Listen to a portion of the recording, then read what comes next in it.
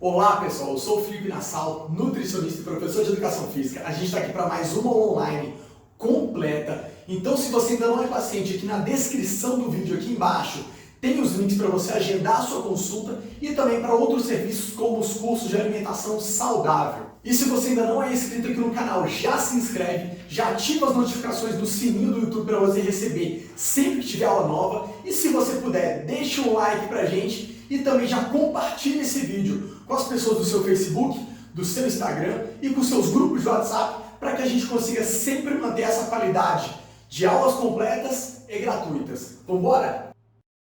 E na aula de hoje a gente vai falar sobre diabetes, sobre resistência à insulina, sobre intolerância à glicose, sobre glicação e sobre as complicações do diabetes. Como que o exercício, a nutrição e o sono podem te ajudar a prevenir e, caso você tenha, a tratar. E se você é novo por aqui, para ter uma correta compreensão da aula de hoje, é importante que você tenha assistido a aula base número 1, que fala de nutrição, a aula base 2, que fala de exercício, e a aula base 3, que fala de sono. Se você ainda não assistiu, tenta começar por elas, e o link para elas está aqui no catálogo de aulas na descrição do vídeo. E para você ter uma boa compreensão de como que funciona e de como é que trata o distúrbio, é importante que primeiro você entenda como é que o corpo funciona. Então, o nosso pâncreas ele é formado pelos ácidos, onde a gente produz as enzimas digestivas, e também pelas ilhotas de Langerhans, onde a gente tem as células alfa, que produzem o glucagon, e as células beta, que produzem o hormônio insulina. Ao fazer uma refeição, seu intestino vai digerir o carboidrato que você consumiu e vai transformar esse carboidrato em pequenas partículas, principalmente em glicose. Essa glicose vai aumentar de concentração no seu sangue e o seu pâncreas, quando percebe isso, ele aumenta a produção do hormônio insulina e diminui a produção do hormônio glucagon. Como consequência, essa glicose passa a entrar nas células para servir de energia e o seu fígado vai captar o excedente de glicose para fazer um estoque na forma de glicogênio. E, consequentemente, a concentração de glicose no sangue vai caindo até voltar aos valores de normalidade. E dependendo do seu grau de saúde ou da qualidade da sua refeição, essa glicose também pode ser transformada em gordura. E a partir do momento que essa glicose começa a ficar baixa, o seu pâncreas também percebe a situação, diminui a produção de insulina e aumenta a produção do glucagon. Ele inverte o trabalho que ele fez. Para que o seu fígado passe a exportar essa glicose para a corrente sanguínea, para que a glicose não fique baixa a ponto de atrapalhar o funcionamento dos seus órgãos. E aí, essa glicose fica normalizada pela ação do glucagon e também porque a gente passa a gastar mais gordura como fonte de energia também. E para considerar um indivíduo normal em relação à glicemia, eu tenho que observar no exame dele, em jejum de 8 horas, uma glicemia entre 70 e 100 mg por decilitro, ou então após 2 horas de ter recebido 75 gramas de glicose, eu estar apresentando uma glicemia abaixo de 140 mg de glicose por decilitro. Já se eu tenho uma glicemia de jejum acima de 125 ou uma glicemia acima de 200, 2 horas após receber 75 gramas de glicose, eu já posso chamar de diabetes. E eu tenho aquela faixa de risco ali no meio que é a intolerância à glicose, o pré-diabetes, onde eu vou ter uma glicemia de jejum entre 100 e 125 e uma glicemia 2 horas após receber 75 gramas de glicose entre 140 e 200 miligramas de glicose por decilitro de sangue. E eu vou ter o diabetes tipo 1, que é a forma mais conhecida do diabetes, que ele tem características autoimunes ou idiopáticas, e ele se caracteriza pela morte das células beta lá nas ilhotas de Langerhans do seu pâncreas, e aí eu tenho uma menor produção de insulina, ou não tenho uma produção de insulina, e eu tenho um excesso de produção de glucagon. Isso leva a um quadro de cetose, e o tratamento é feito com insulinoterapia, ou seja, tomando doses externas do hormônio insulina.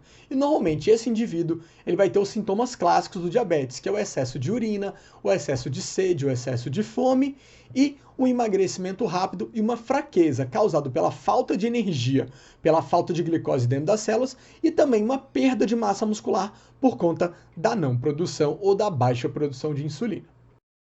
E apesar dos mecanismos serem menos conhecidos pelo público leigo, o diabetes tipo 2 é responsável por cerca de 90% dos diagnósticos de diabetes. E ele não tem a mesma característica de má produção de insulina, muito pelo contrário.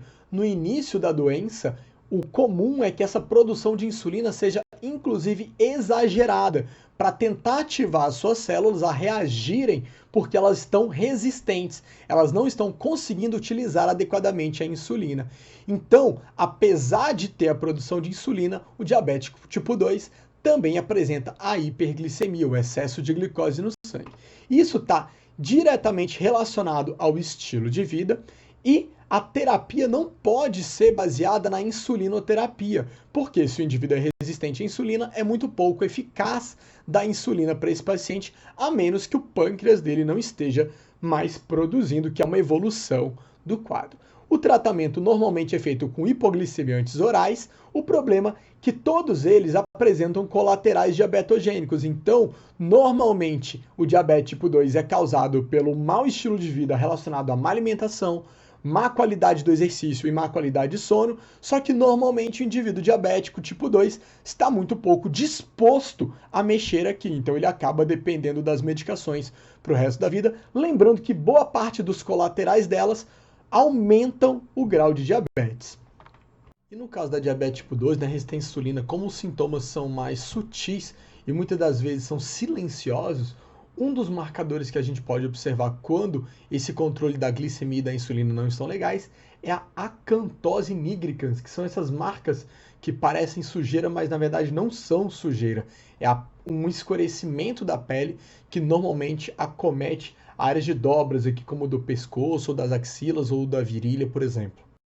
E por que essa hiperglicemia mantida, esse excesso de glicose constantemente alta no seu sangue, é perigoso para você?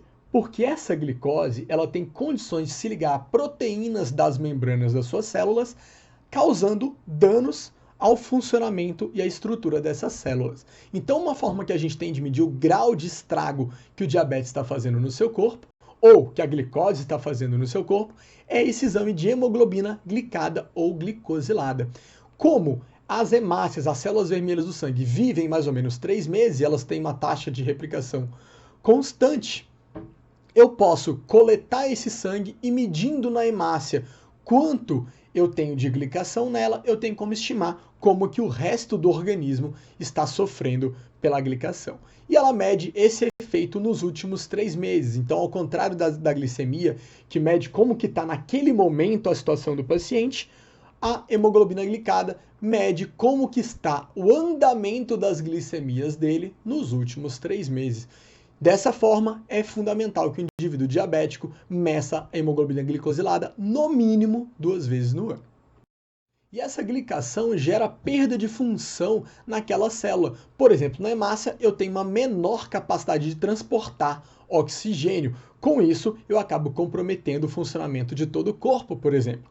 Mas a partir do momento que eu tenho glicação no neurônio, eu tenho menor condição dos impulsos nervosos, eu tenho uma má fisiologia interna dos neurônios, piorando a minha capacidade de raciocínio, alterando algumas outras funções, como o intestino, como o estômago e por aí vai. Em outros órgãos eu tenho a alteração da função muscular, com perda de força, perda de flexibilidade, eu tenho alterações renais, eu tenho alterações do sistema imune, como eu expliquei lá na aula de imunidade.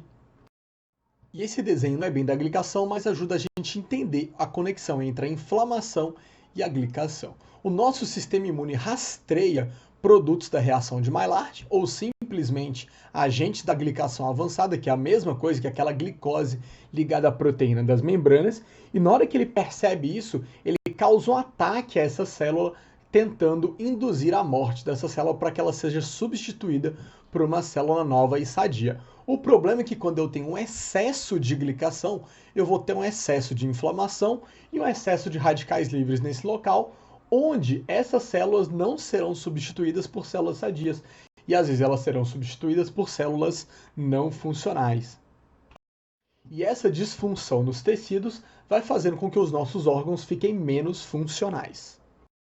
E os OMAs, o OMA IR e o OMA beta, são cálculos baseados na sua glicemia e na sua insulina de jejum, onde a gente vai conseguir entender se você está resistente à insulina ou não e se o seu pâncreas continua competente.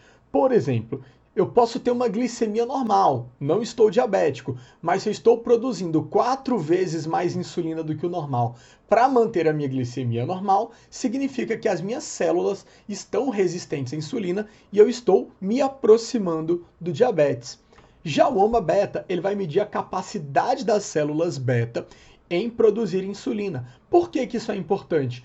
Porque se eu estou resistente à insulina, não estou tratando o diabetes, eu acabo forçando o meu pâncreas a produzir insulina demais e isso pode induzir falência pancreática. Então esses HOMAs são exames também bastante importantes.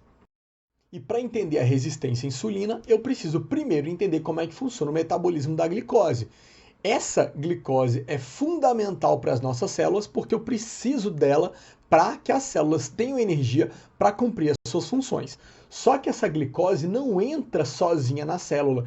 Eu preciso de alguns transportadores na membrana que não ficam na membrana, eles ficam dentro da célula. Então, quando esses transportadores não vêm para a membrana, essa glicose se acumula no sangue, gerando aquela reação de glicação que eu expliquei, que é tóxica para a própria membrana. E esse excesso de glicose no sangue faz o meu pâncreas produzir insulina, e essa insulina se liga no receptor como se ela fosse uma chave e o receptor fosse uma fechadura. E isso desencadeia uma série de respostas dentro da célula que trazem aquelas portas para a superfície da membrana celular. E com essas portas, que a gente vai chamar de glúteos, na superfície da membrana celular, eu consigo levar a glicose para dentro da célula. E a partir do momento que a glicose entra dentro da célula, eu diminuo a concentração de glicose no sangue e vou conseguir extrair energia dessa glicose para minha célula funcionar de forma adequada.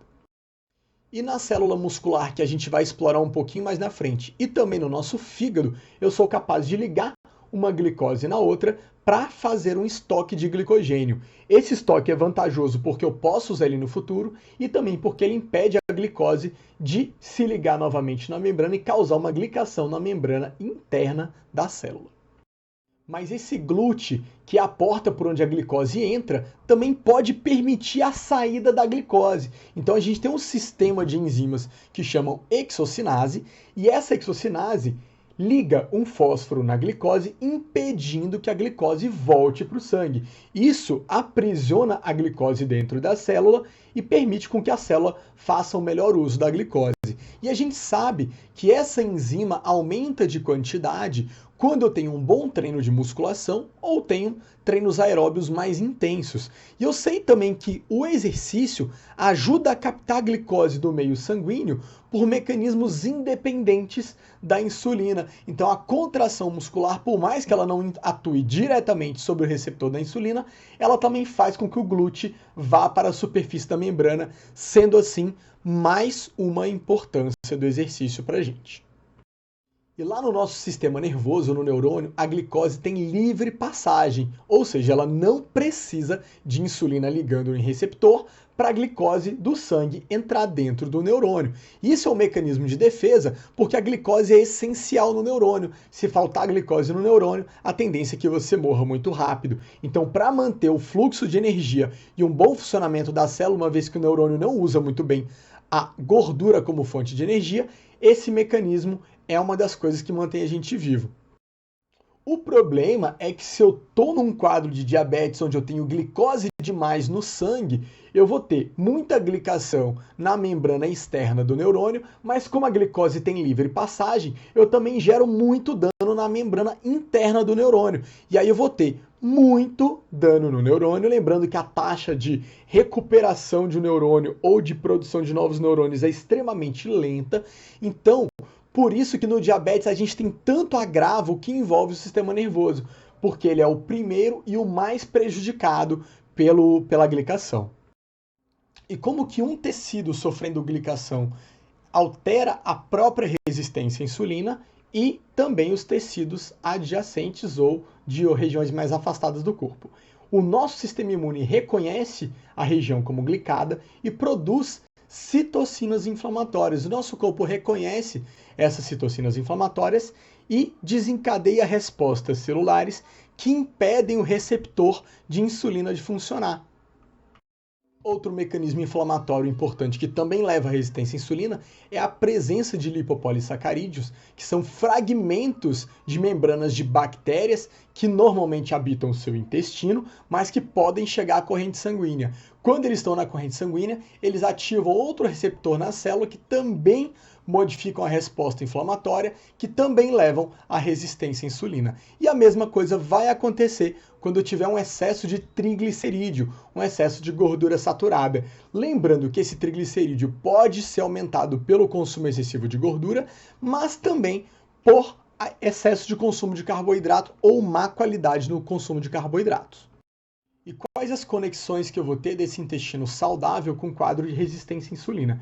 Primeiro eu preciso entender que as células do intestino elas têm que ser muito juntas para evitar que coisas que não devem entrar na corrente sanguínea entrem por meio desses espaços. Então, quando eu tenho um intestino mais inflamado, eu permito que essas bactérias invadam a nossa corrente sanguínea, ou o que restou dessas bactérias atacadas pelo nosso sistema imune, dando origem àqueles lipopolissacarídeos, invadam a corrente sanguínea. Então, quando eu tenho mais bactérias ruins do que bactérias boas, ou quando eu tenho um intestino inflamado com uma alta taxa de migração de bactérias ou fragmentos para a corrente sanguínea, eu vou ter um quadro que a gente chama de disbiose intestinal, e essa migração para a corrente sanguínea causando inflamação no vaso e em todos os tecidos, a gente vai chamar de endotoxemia metabólica.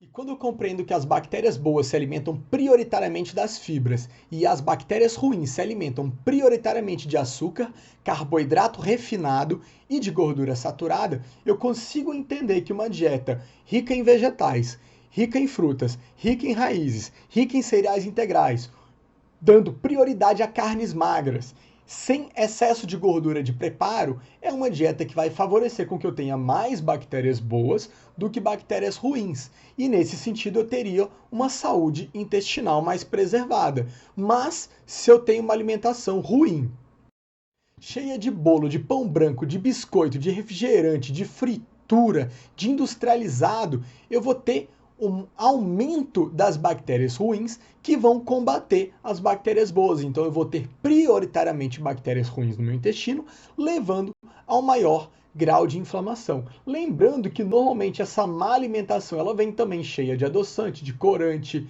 de conservante e de álcool, que podem causar danos diretos e indiretos ao intestino, favorecendo essa translocação de bactérias ruins e de fragmentos para o seu sangue, gerando endotoxemia metabólica.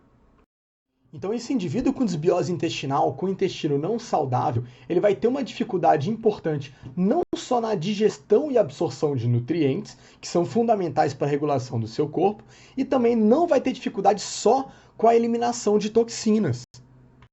Eu vou ter agravos na resposta imune induzida pela inflamação excessiva causada pela endotoxemia metabólica, que é o excesso de toxinas vindo do intestino na nossa corrente sanguínea. E além dos mecanismos inflamatórios piorando o metabolismo da glicose, eu vou ter uma falta no organismo de ácidos graxos de cadeia curta, que são pequenas gorduras produzidas pelas bactérias boas quando elas se alimentam das fibras. E essas gorduras curtas quase a gente não consome via alimento. Então a ausência delas piora o metabolismo da glicose e piora também o metabolismo do colesterol. E além disso, eu sei que o meu intestino saudável é responsável por produzir quase toda a serotonina do organismo, e essas bactérias boas são as maiores produtoras do GABA, que são neurotransmissores fundamentais para um bom raciocínio, para boa disposição e para boa qualidade de sono. Então, o indivíduo que não tem um intestino saudável, além dele não estar se comportando de forma saudável, é bem provável que ele tenha dificuldade em tomar decisões acertadas por causa do mau gerenciamento desses neurotransmissores. E o intestino saudável vai evacuar diariamente, de 1 a 2 vezes ao dia, com uma forma longa e lisa e uma consistência amaciada, mostrando que eu tenho fibras solúveis e água no material fecal, e a coloração mais puxado para o marrom claro, acusa que as toxinas que o meu fígado processou, que ele juntou com colesterol e um pigmento chamado bilirrubina que dá esse tom marrom claro, estão sendo eliminados nas fezes. E se eu tiver mais bactérias boas do que bactérias ruins, eu ainda consigo converter esse pigmento bilirrubina num pigmento tom de palha. Então, quando a gente evacua de 1 a 2 vezes ao dia, nessa consistência, com essa coloração mais tom de palha, a gente sabe que o nosso intestino está bem saudável. E também quando ele está ausente de gases, mostrando que eu não tenho muitas bactérias ruins fazendo fermentação. Isso vai acontecer na maioria das vezes, e não em todas. Por quê? Porque o próprio estresse, além da alimentação, pode perturbar o equilíbrio do nosso intestino. E esse indivíduo com essa endotoxemia metabólica causada pela glicação, pelas bactérias do intestino, pelos triglicerídeos, ele tem outros fatores também. Por quê? Eu tenho receptores na membrana para citocinas inflamatórias. Então, qualquer uma dessas reações leva a gente a produzir mais citocinas inflamatórias. Uma vez que essa citocina liga no receptor, eu ativo o eixo da resistência à insulina e torno aquele receptor inativo. E eu sei também que alergias alimentares não tratadas, como alergia à proteína do leite, alergia à proteína do trigo, alergia à proteína do ovo, de castanha, também podem aumentar as citocinas inflamatórias se você não estiver fazendo uma dieta adequada. E obviamente que a alergia alimentar tem que ser analisado individualmente. Então a gente não pode sair falando que leite é veneno, que leite isso, que leite aquilo. Então há pessoas que podem e há pessoas que não podem, e a gente tem que observar isso através dos sinais clínicos. Mas eu sei também que a obesidade induz uma maior produção de citocinas inflamatórias. Por quê? A maioria dessas citocinas inflamatórias não são produzidas pelas células do sistema imune, mas sim pelas células adiposas, pelo seu tecido gorduroso. Então, o indivíduo que tem muito mais gordura do que deveria ter, naturalmente produz mais citocinas e é mais inflamado e é naturalmente mais resistente à insulina. Então, aqui a gente começa a encontrar a primeira conexão da obesidade com o intestino ruim, com o excesso de triglicerídeo, com o diabetes. E eu sei também que o indivíduo que tem um grande acúmulo de toxinas, seja por um mau processamento dessas toxinas no fígado, vesícula biliar e eliminação via intestino, ou por excesso de consumo, ele também produz mais citocinas inflamatórias. E eu tenho também outros mecanismos envolvidos com a resistência à insulina, como, por exemplo, a carga ácida da dieta. Uma dieta rica em industrializado, alimento gorduroso, fritura, refinado, em geral, ela normalmente vai trazer muito sódio e muito fósforo e vai trazer pouco magnésio, cálcio e potássio, que estão nas frutas, nos vegetais, nas raízes, nos cereais integrais. Esse quadro também leva à resistência à insulina. Isso pode ser potencializado caso a dieta esteja muito rica em proteína, mas o mais comum é que quando a gente tem esse padrão, ela não esteja rica em proteína. Normalmente, esse excesso de proteína com falta de magnésio, cálcio e potássio, fibras, costuma ter mais a ver com dietas mal prescritas.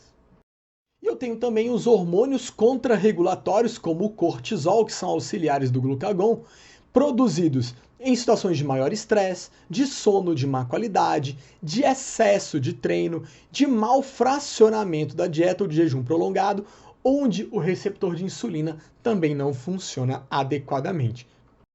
Entendendo a doença, eu começo a entender também o mecanismo das complicações, o que me ajuda a conseguir tratá-los. Por exemplo, quando eu tenho muita glicação no neurônio, eu tendo a desenvolver neuropatias, alterando a bomba de sódio e potássio do neurônio e outros mecanismos e piorando a capacidade de mandar impulso nervoso. Com esse impulso nervoso não fluindo da maneira adequada, eu posso ter uma sensação de queimação, de formigamento e a perda da sensibilidade, principalmente das extremidades. E o mais comum é a dos dedos dos pés. Então, com isso, eu fico mais vulnerável para sofrer traumas sem perceber, seja por um sapato apertado atrapalhando a circulação, seja por um corte, e aí eu acabo não percebendo, porque eu acabo não sentindo dor, e esse corte e essa má circulação podem infeccionar, podem necrosar, e vale lembrar que o diabético ele é mais sensível a infecções e ele tem uma cicatrização piorada,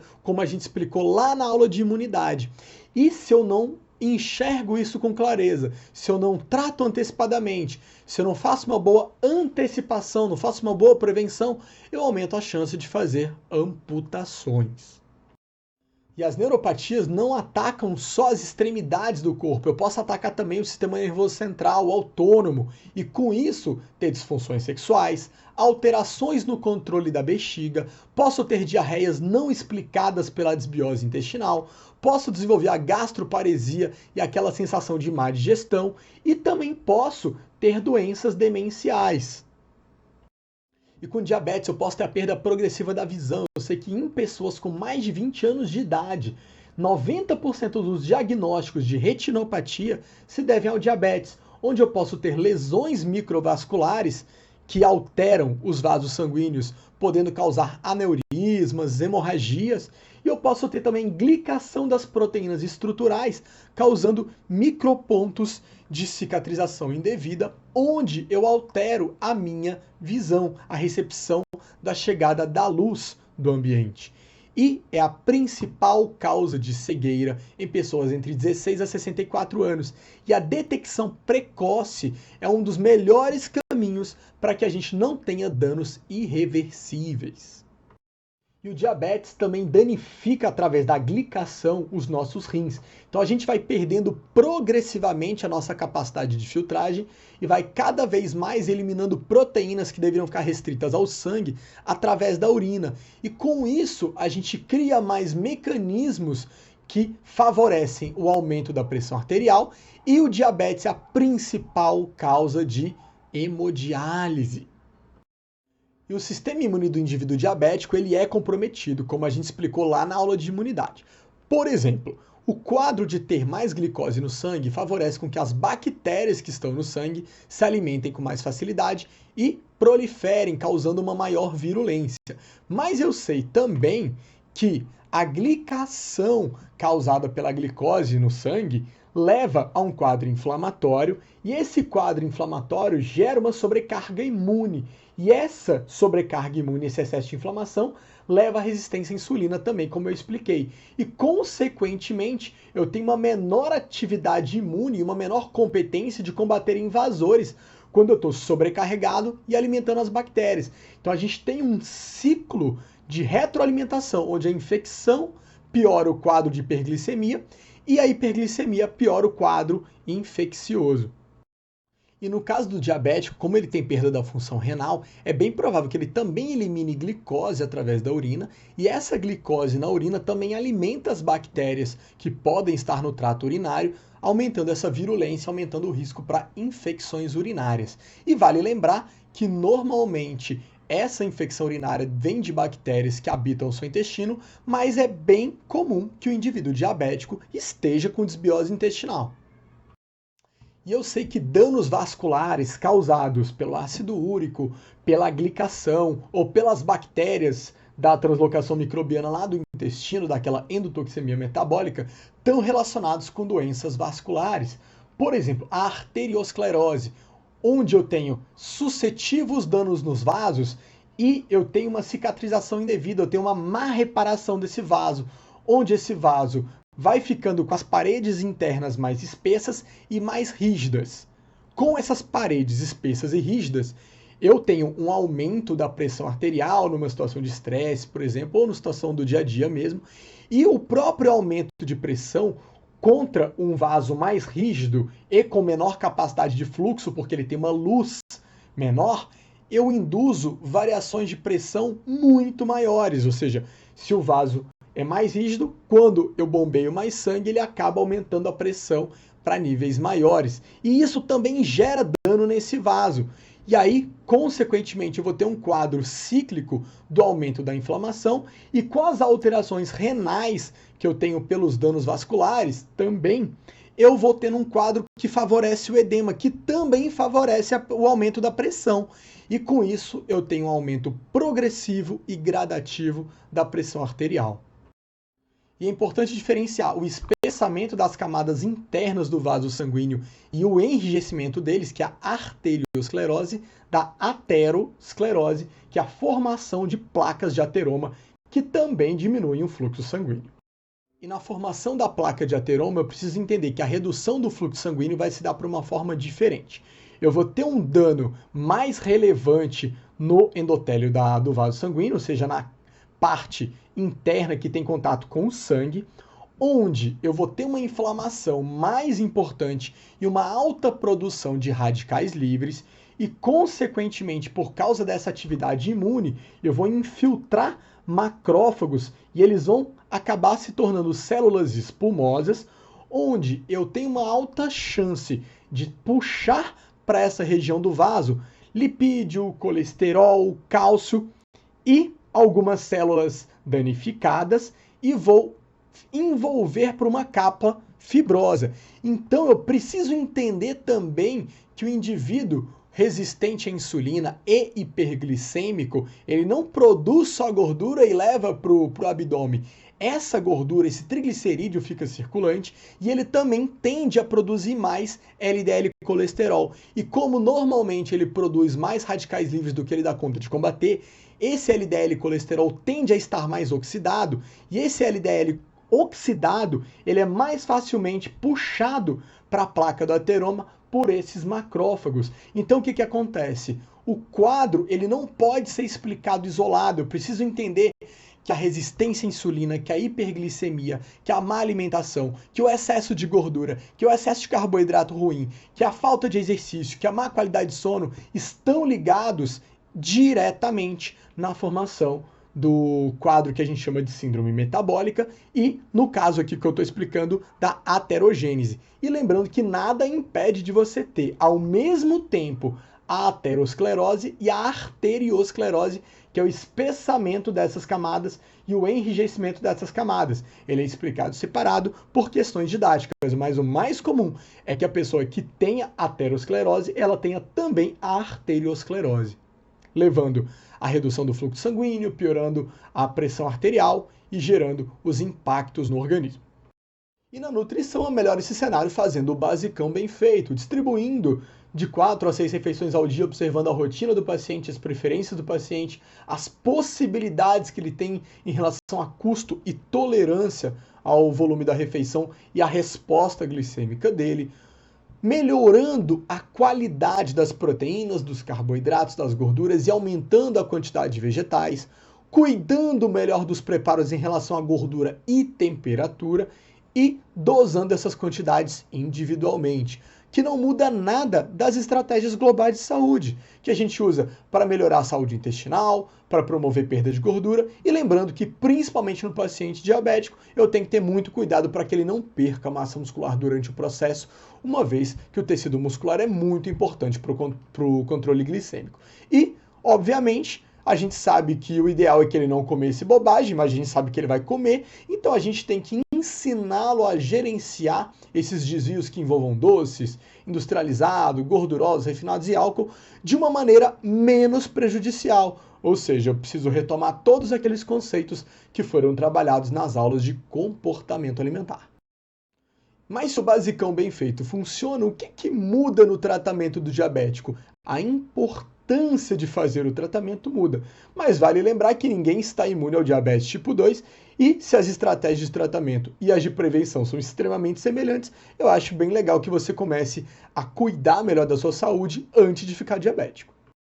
E eu preciso entender como é que funciona o processamento, o metabolismo dos carboidratos no meu organismo para eu poder organizar essa distribuição. Por exemplo, quando eu faço uma boa escolha alimentar, o meu carboidrato ele sobe lentamente na corrente sanguínea e ele também baixa lentamente e volta aos níveis de normalidade sem que a glicose acabe ficando muito baixa no sangue. Isso para o diabético é um pouco mais importante. Porque se você escolhe um carboidrato de má qualidade como um doce, por exemplo, a glicose sobe rápido e a insulina vai ser produzida em larga escala para tentar tirar rápido essa glicose do seu sangue, evitando um excesso de glicação. E eu tenho diabéticos que podem ser responsivos à insulina e baixarem rápido, e eu tenho os que não baixarão tão rápido assim. Mas um dos pontos principais é que esse excesso de glicose no sangue e o excesso de insulina vão tentar empurrar essa glicose muito rápido para o seu fígado. Isso tem repercussões, porque o seu fígado não consegue fazer uma boa conversão da glicose naquele estoque de glicogênio se a glicose chegar rápido demais. Então, se chegar muito carboidrato de uma vez no seu fígado, é bem provável que ele faça uma alta taxa de conversão em gordura. Isso aumenta o risco cardiovascular, isso torna você mais resistente à insulina pelo aumento dos triglicerídeos. Então, eu preciso de fazer uma boa escolha dos carboidratos para que essa curva seja mais achatada. E o que é mais interessante quando eu achato essa curva para baixo? Que eu vou fornecendo gradualmente energia para todo o meu corpo e essa energia vindo do alimento que eu consumi, ela dura mais tempo do que quando eu como um alimento não saudável e eu consigo um melhor estoque de carboidrato no meu fígado. Isso vai ser importante lá na frente, ter esse maior estoque de carboidrato. E na hora que eu vou escolher um alimento, eu não vou pensar só se ele tem um índice glicêmico mais baixo, uma resposta da glicemia mais baixa, ou se ele vai ter uma resposta mais alta. Eu tenho que pensar na refeição como um todo.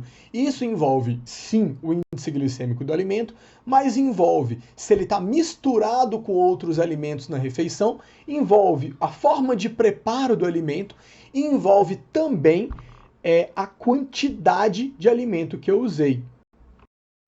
Por exemplo, a batata comum cozida vai ter um índice glicêmico maior do que a aveia, mas é bem provável que numa refeição que tem aveia, você coloque uma fruta junto e essa resposta glicêmica global seja um pouco maior do que da aveia. Já quando eu vou comer uma batata, é possível que você coloque ali um peito de frango.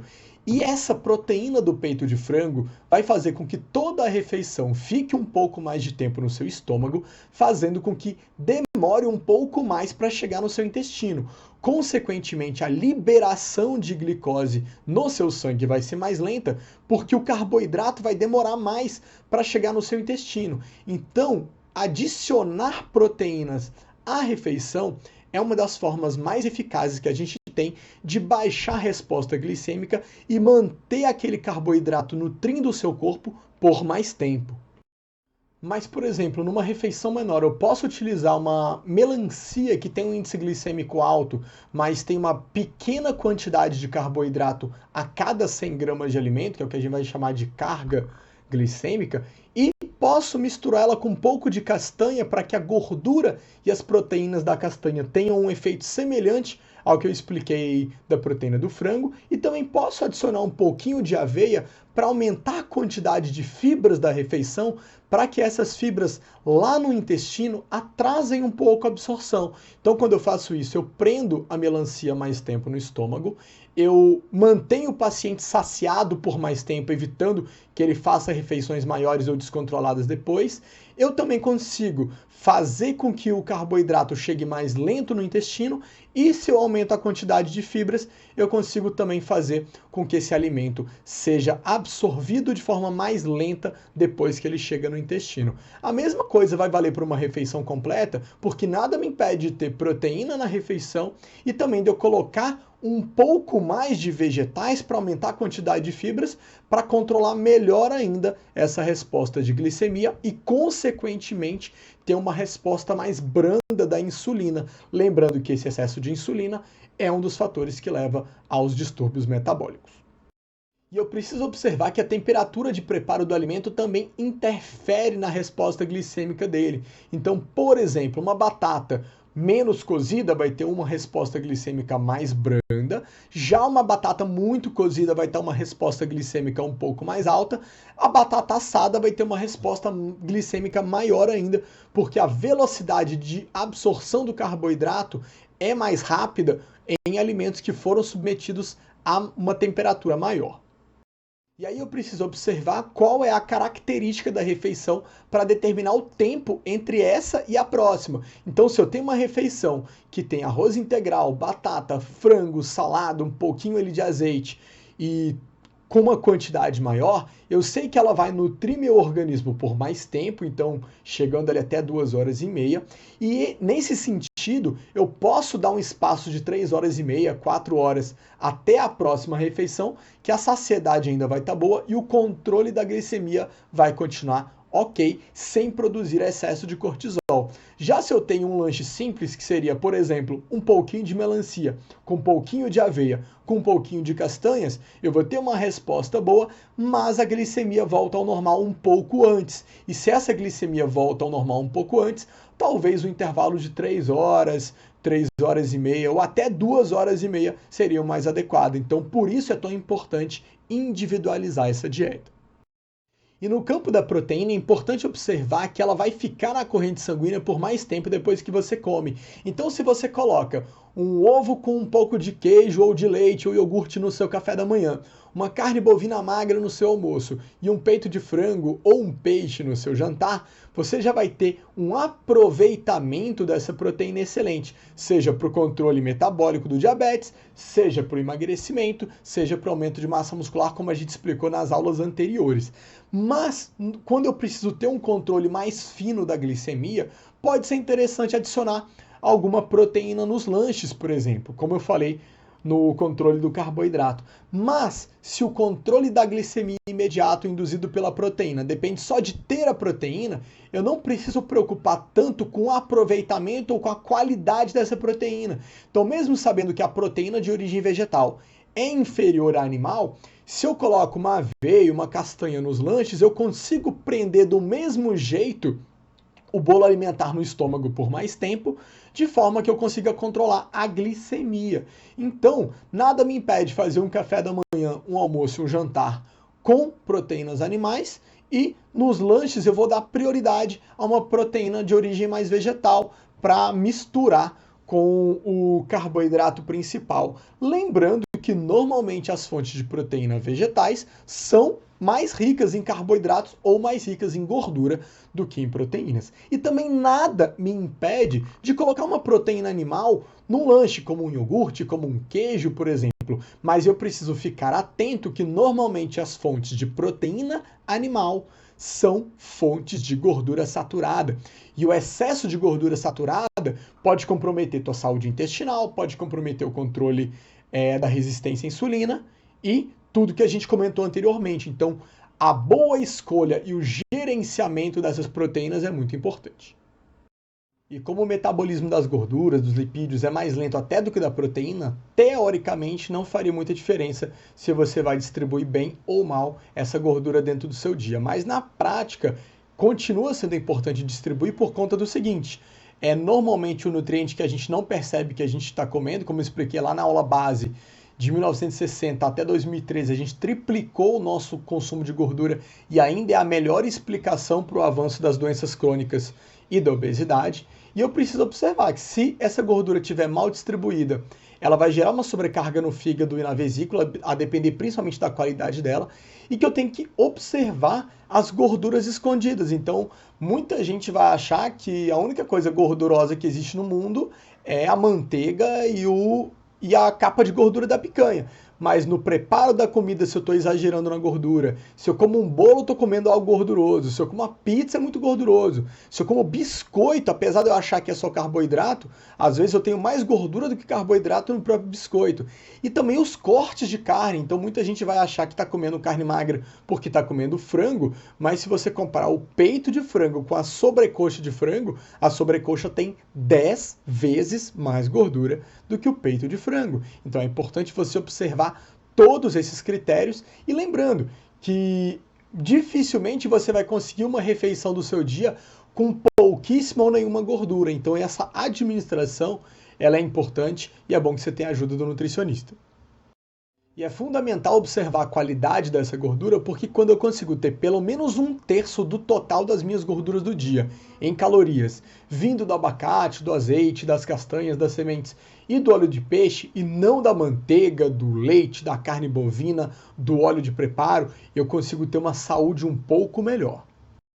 Isso porque essas gorduras boas participam das suas membranas celulares e quanto mais saudável tiver sua membrana celular, melhor vai ser o metabolismo de cada uma das suas células. E, consequentemente, se eu tenho uma membrana que tem muito colesterol, essa membrana celular ela tem menos fluidez e tem um metabolismo pior. Então, não adianta só chegar nesse índice de pelo menos 1/3 das suas gorduras virem de fontes boas. Eu não posso estar excedendo o meu limite diário de gordura para que isso aconteça. Então é fundamental que você consiga reduzir a gordura de origem animal, as gorduras de preparo e principalmente as gorduras trans que vão estar nos industrializados, nas margarinas, por exemplo.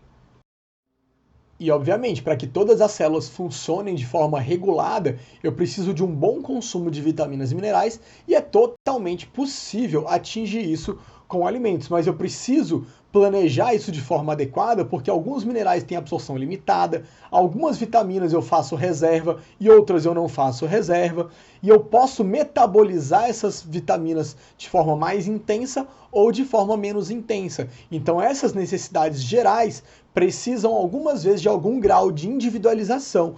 E também eu preciso observar se o paciente não tem nenhuma alergia ou intolerância a algum alimento que seja uma fonte fundamental de alguma vitamina para a gente analisar se é necessário suplementar alguma coisa.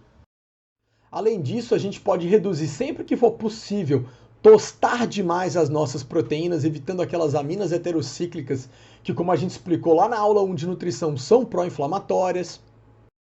E nos carboidratos vale a mesma coisa, porque toda vez que a gente tem essa reação de Maillard, fazendo o tostadinho, douradinho do pão, do bolo, do biscoito, da panqueca e dos industrializados, por exemplo, a gente forma aquela reação de Maillard que gera produtos muito semelhantes com aquela glicação que a gente falou, que é pró-inflamatória. E migrar para uma alimentação com carboidratos saudáveis, com gorduras saudáveis, com carnes magras e proteínas saudáveis, e aumentar o seu consumo de vegetais. E principalmente reduzir o consumo de adoçante, gordura trans, de álcool, de corante, de conservante, de fritura, de açúcar.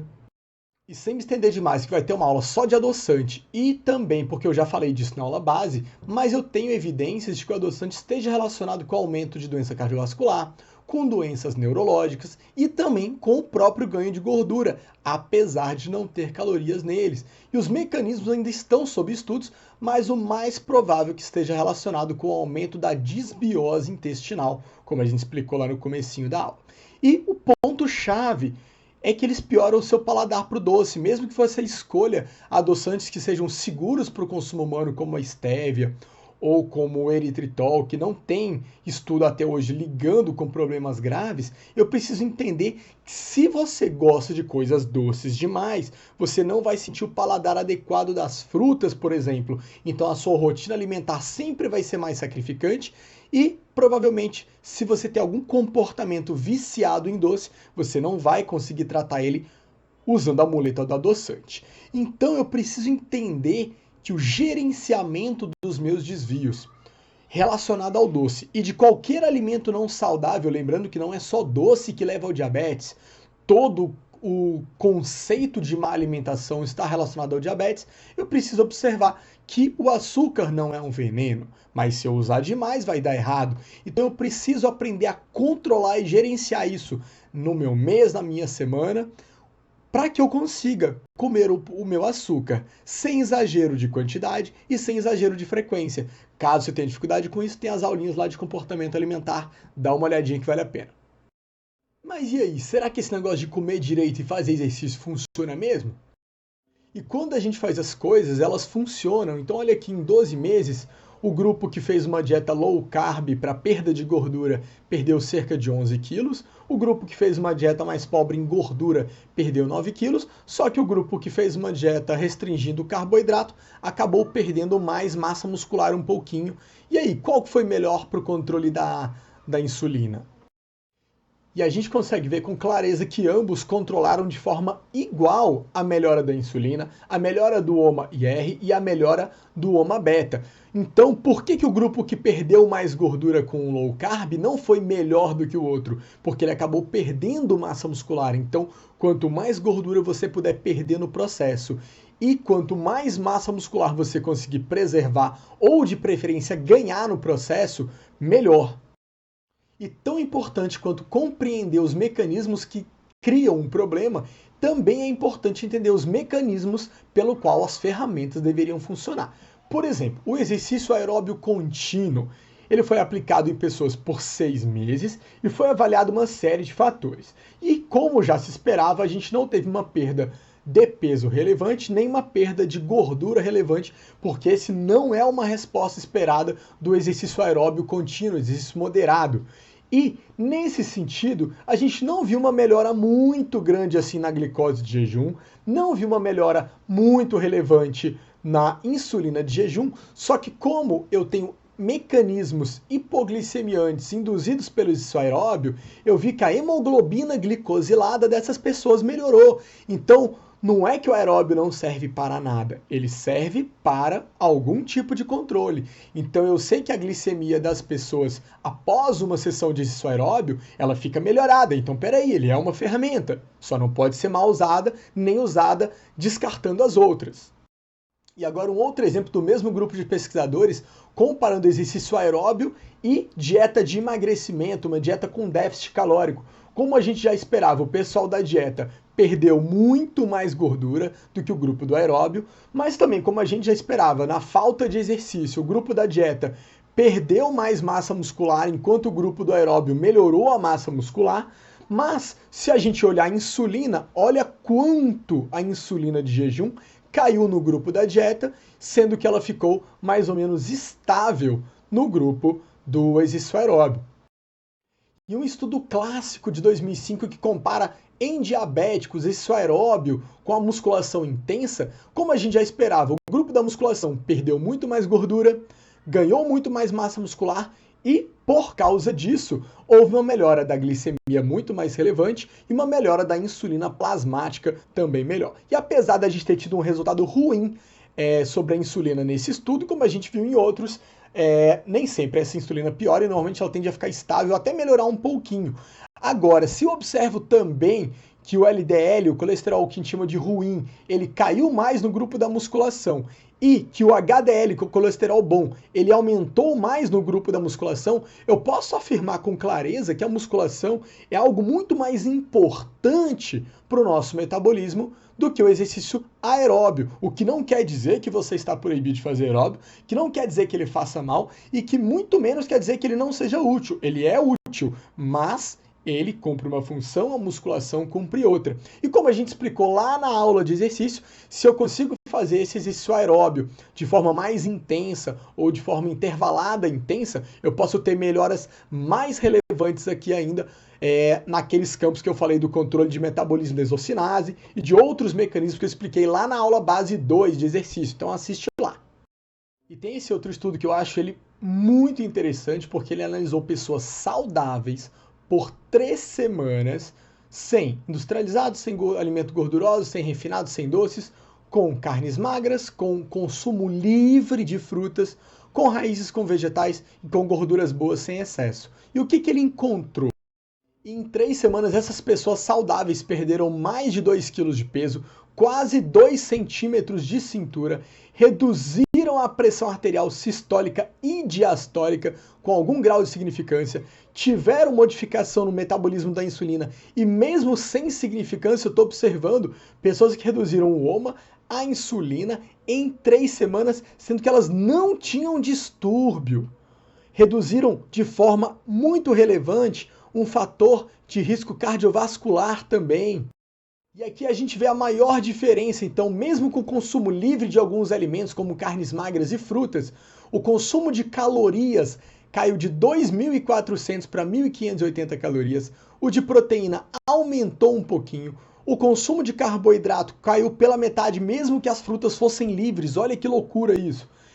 E o consumo de gordura total caiu e o de gordura saturada caiu lá embaixo, mesmo que eles pudessem ter um consumo livre das carnes magras.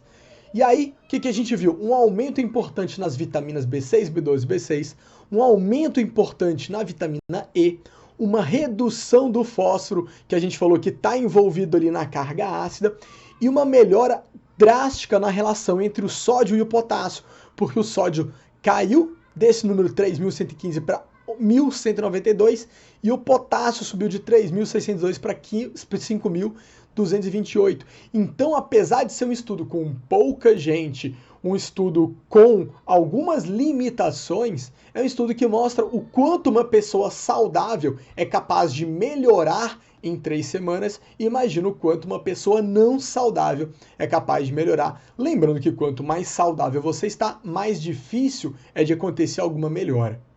Na hora que eu vou juntar a musculação, o aeróbio intenso, o aeróbio moderado, eu preciso que esse cálculo ele seja adequado. Por que eu estou falando em cálculo? Porque eu preciso entender que o treinamento funciona da seguinte maneira: eu aplico uma sobrecarga no organismo, ele sofre um dano e ele vai demorar um tempo para se recuperar desse dano e ele vai levar mais um tempinho ainda para estar melhor do que antes. Então, quando eu acerto a dose de sobrecarga, acerto no tempo de recuperação, de acordo com a qualidade do sono da pessoa e também com a chegada de nutrientes, com a dieta dessa pessoa, eu vou ter uma super compensação e uma evolução do desempenho e eu vou ter uma melhora daquela sensibilidade à insulina, uma melhora da tolerância à glicose. Quando eu erro um pouquinho e chego só na recuperação, eu acabo entrando em níveis de manutenção, mas eu sei que se eu não dou uma dose adequada de treino, eu exagero na dose, ou estou dormindo mal, ou não como o suficiente, ou como mal, ou tenho um excesso de consumo alcoólico, seja lá o que for que esteja atrapalhando essa recuperação muscular, o meu treinamento pode levar ao overtraining. E como essa primeira fase ela é inflamatória, se eu estou em overtraining, eu tenho uma tendência maior a ter o organismo mais inflamado e eu tenho uma produção maior de cortisol. Então é muito importante que o seu treino seja devidamente calculado pelo seu professor para que ele entregue os resultados adequados. Lembrando que se você já tem o diabetes, a sua recuperação muscular é um pouco pior do que o indivíduo não diabético. E a mesma coisa vai acontecer se a sua dieta também não estiver bem distribuída. Por exemplo, dei uma refeição muito pequena. O que vai acontecer? A glicose vai subir, eu vou produzir insulina, eu vou levar essa glicose para o meu fígado.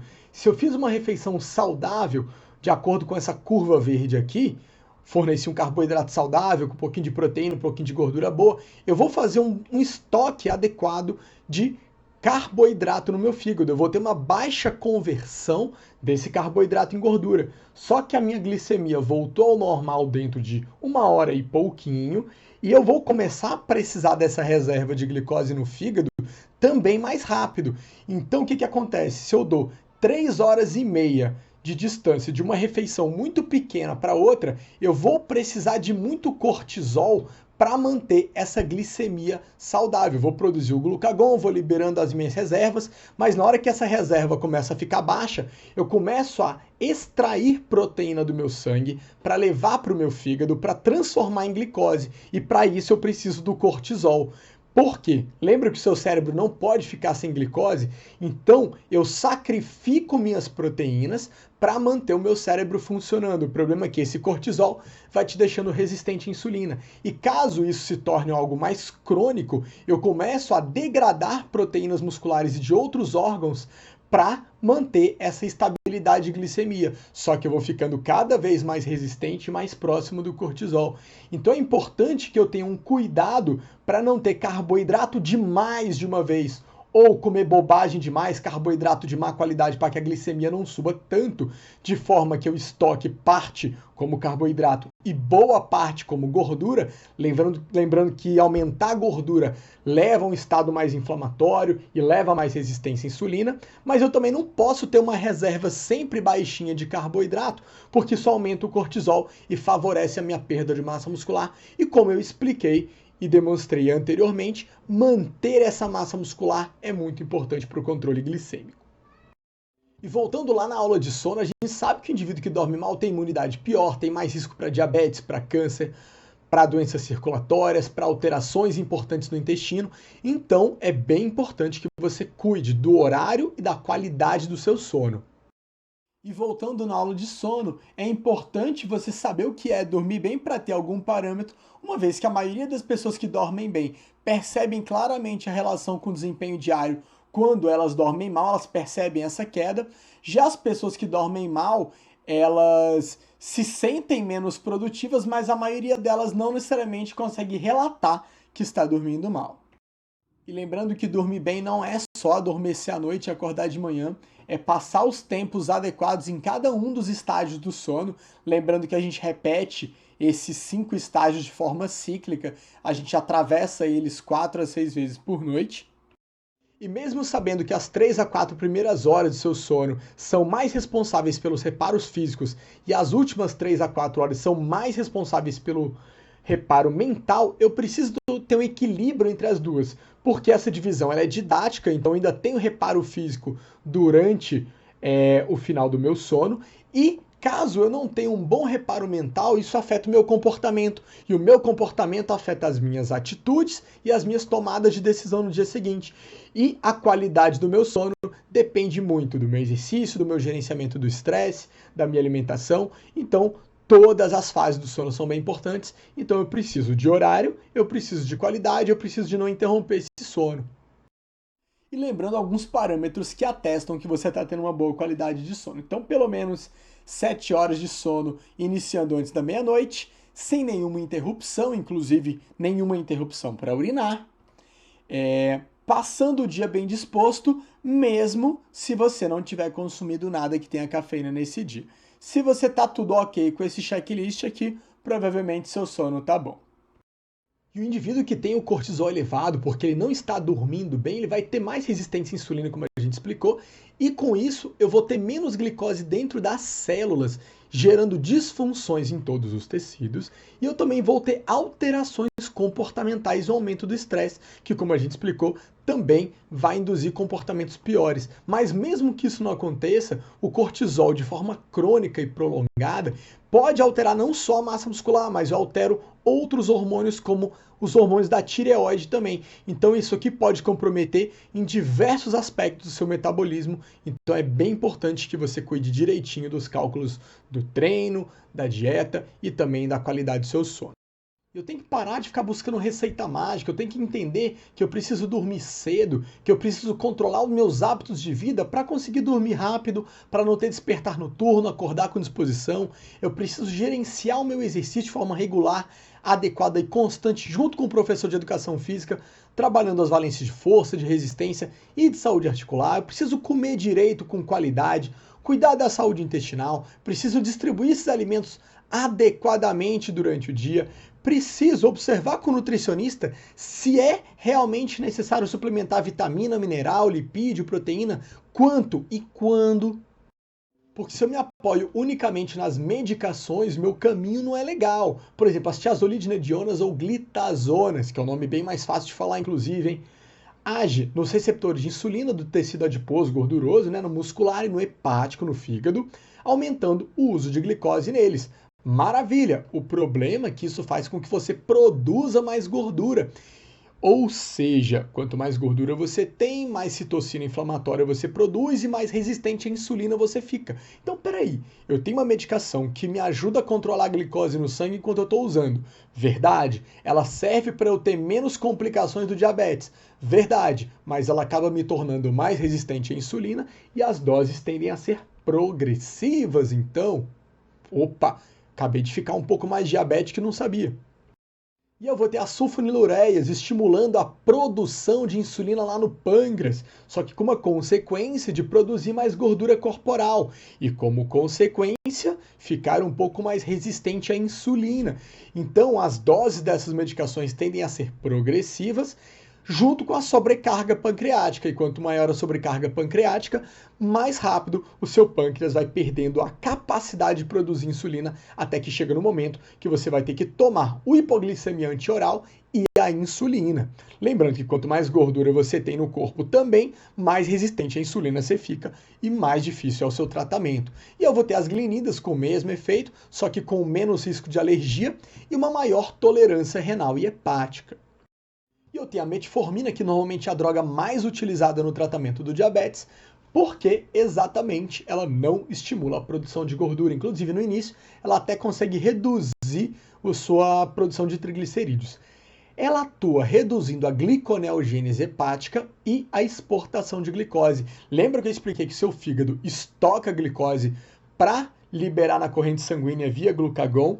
E se esse estoque vai baixando, eu consigo retirar aminoácidos lá das proteínas que estão no sangue para transformar em glicose? Exatamente. Então, o que ela faz? Ela diminui a transformação de aminoácidos em glicose e diminui a exportação de glicose. O problema é que ela também não ajuda o nosso fígado a extrair da glicose para o próprio metabolismo dele. Então eu posso piorar o metabolismo hepático com a metformina e eu posso ter colaterais no sistema digestivo também. Mas espera aí, ter uma saúde do sistema digestivo não era um dos pontos para tratar ou para não ter o diabetes? O metabolismo hepático não é uma forma importante de todo o corpo funcionar bem? Ele não é o responsável por processar e eliminar toxinas?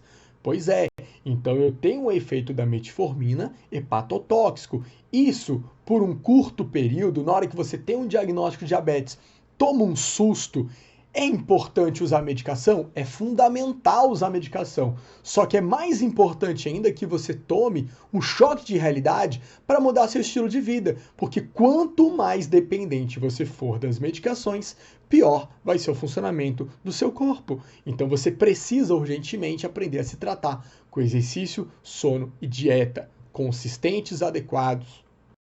E a nutrição pode atuar em diversos aspectos. O primeiro deles é a hidratação. Se você não está bem hidratado, se a sua célula não está recebendo água, nenhuma célula vai funcionar direito. Se a sua saúde intestinal não está legal, também não. Então eu preciso tratar a desbiose para melhorar a inflamação, para reduzir a translocação microbiana, para diminuir a minha resistência à insulina. Preciso tratar as minhas deficiências relativos a consumo e absorção, porque eu preciso de vitaminas, minerais, ômega 3, proteína, carboidrato, gorduras boas. Preciso gerenciar essa distribuição e qualidade para que o cortisol não fique alto e para evitar o excesso da glicação. E eu consigo, nesse sentido, simultaneamente, um emagrecimento, uma preservação do tecido muscular e um controle glicêmico, principalmente se eu consigo associar ao exercício de forma adequada. Lembrando que eu não vou tratar só a resistência à insulina, o exercício vai ensinar o meu músculo a utilizar essa glicose de forma adequada. Então eu preciso com urgência parar de atribuir efeitos milagrosos aos chás diversos, sejam eles hipoglicemiantes ou que mimetizam, que imitem o efeito da insulina. Não posso atribuir efeitos mágicos ao açafrão, mesmo que ele possa vir a ser útil. Não posso ficar me apoiando em suplemento que imita a refeição saudável. Eu preciso de uma refeição saudável de verdade. Eu tenho que tomar cuidado com o adoçante, não é open bar de adoçante e tem efeito colateral. Então eu preciso aumentar a proporção de vegetais, frutas, cereais integrais, raízes, carnes magras, gorduras boas sem exagero na sua rotina, e eu preciso que você reduza drasticamente o consumo de refinado, de açúcar, de refrigerante, de gordura animal, gordura trans, de corante, conservante, adoçante e de álcool. É isso que funciona se você fizer exercício e dormir direito. Eu sei que dói, mas vale a pena. E a gente não falou muito do diabetes tipo 1 aqui, por quê? Porque a terapia para o diabético tipo 1 não é muito diferente de qualquer outra dieta. A diferença mais clara que a gente tem é que o nutricionista precisa entender quais são as insulinas que ele está usando, se ele está usando longa só regular, se ele está usando longa e ultra rápida. Enfim, eu tenho diversos esquemas de insulina que podem ser utilizados e cada medicação age de forma diferente. E eu preciso passar para esse paciente a contagem dos carboidratos, ensinar ele a fazer a contagem de carboidrato para que ele consiga regular as doses de cada insulina. Lembrando que se o indivíduo está vivo, ele pode ficar resistente à insulina. Então, cuidar da saúde intestinal, cuidar da qualidade do que está sendo consumido é fundamental para que o paciente diabético tipo 1 não comece a ter resistência à insulina igual ao tipo 2, senão as quantidades de insulina que ele vai ter que tomar são maiores e o indivíduo tomando mais insulina ele acaba engordando também. Então, na prática, o diabético tipo 1 que se cuida desde o início do diagnóstico, ou desde antes de ter um diagnóstico, ele vai ter uma vida quase que 100% normal, desde que a dieta esteja ajustada às medicações dele. E se mesmo com a ajuda do nutricionista você apresenta dificuldade em melhorar a sua alimentação, sugiro dar uma olhadinha nessas 2 aulas sobre comportamento alimentar aqui no canal. E caso você queira um pouco mais de aprofundamento sobre esse e outros temas em relação a exercícios físicos, entre no site do Dr. Paulo Gentil, o nerdflix.paulogentil.com, ou siga Dr. Paulo Gentil no Instagram. E o acesso à informação não garante que você vai saber usar. Então aqui fica o contato do professor Vinícius de Paula e do professor Thiago Machado, que são meus colegas aqui no grupo de estudo, que sempre auxiliam na criação das aulas e que atuam como personal trainers. Um agradecimento especial à nutricionista Stephanie Karen, que me ajudou a construir esse conteúdo. Esse é o Instagram dela e os contatos estão aqui na descrição. Bom, espero que você tenha gostado dessa aula. Caso você tenha gostado, aqui na descrição do vídeo ficam os links para todos os serviços que eu presto para agendar consulta, para os cursos online. Então, se você gostou, não deixe de compartilhar no seu WhatsApp, com seus grupos de amigos, com o seu Facebook, no seu Instagram, porque isso é o que mais ajuda a gente a manter esse trabalho com essa qualidade e gratuito. E se você ainda não é inscrito no canal, já se inscreve logo e ativa as notificações para você receber sempre que tiver aula nova. Um abraço, muito obrigado!